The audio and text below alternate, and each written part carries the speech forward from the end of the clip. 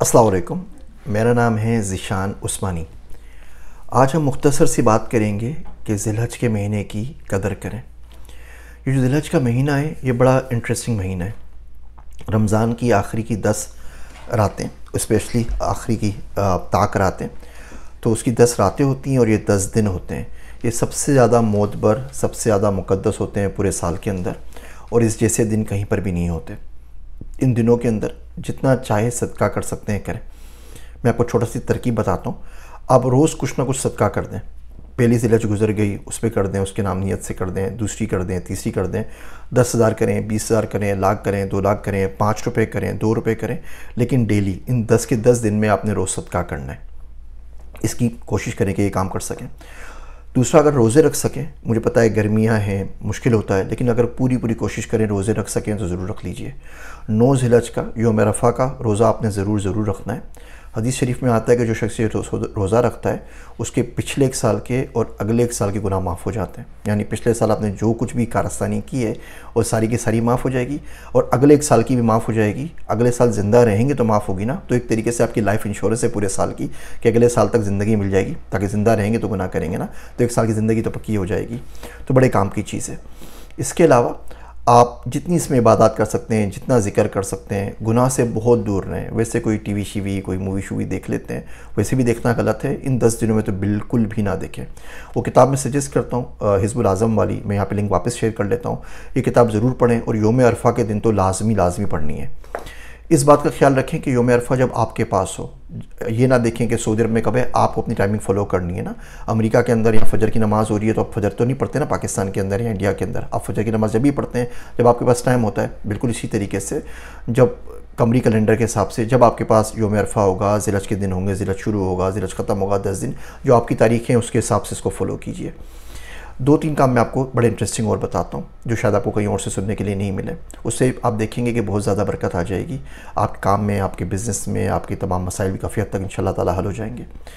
पहली चीज़ तो ये करें कि लोगों का ख्याल करें। देखिए बहुत ज़्यादा महंगाई हो गई है, डॉलर का रेट आपको पता है, पाकिस्तान के माशी हालात आपको पता है।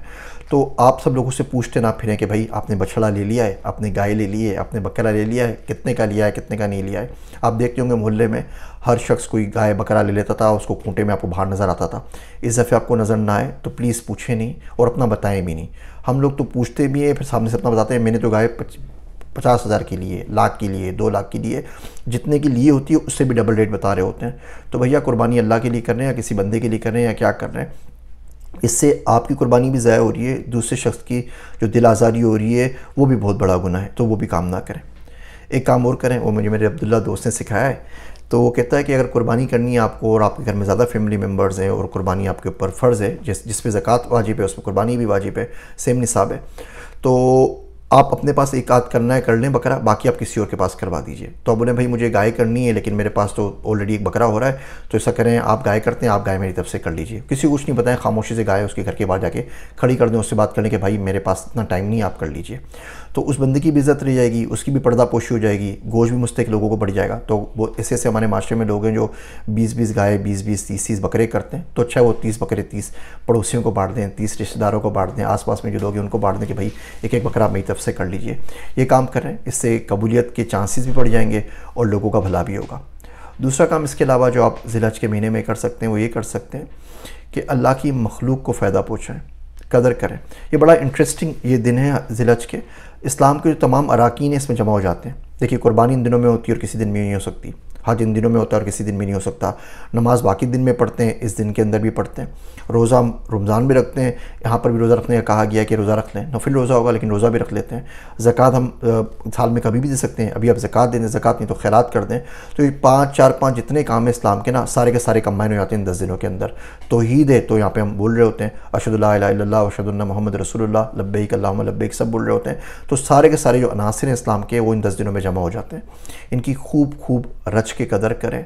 इन 10 दिनों की जो कदर करेंगे ना, ये कदर आपको पूरे साल फ़ायदा पहुँचाएगी। आप कोई नहीं यकीन आ रहा, आप ये अपनी बात मान के देख लीजिए। कुर्बानी के ऊपर 2 बातों का आपने ज़रूर ख्याल रखना है।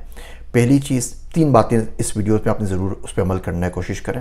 पहली चीज़, आपने हिज़्बुल आज़म रोज़ पढ़नी है और कुछ नहीं तो यौम अरफ़ा के दिन ज़रूर पढ़नी है। आप देखेंगे उसका बहुत फ़ायदा होगा। दूसरी चीज़, قربانی کا اپنی بتانا نہیں ہے، باقیوں لوگوں سے پوچھنا نہیں ہے۔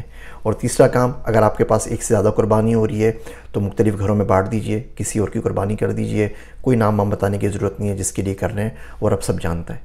میرے واسطے دعا کیجیے گا۔ میں ہوں آپ سب کا ذیشان عثمانی۔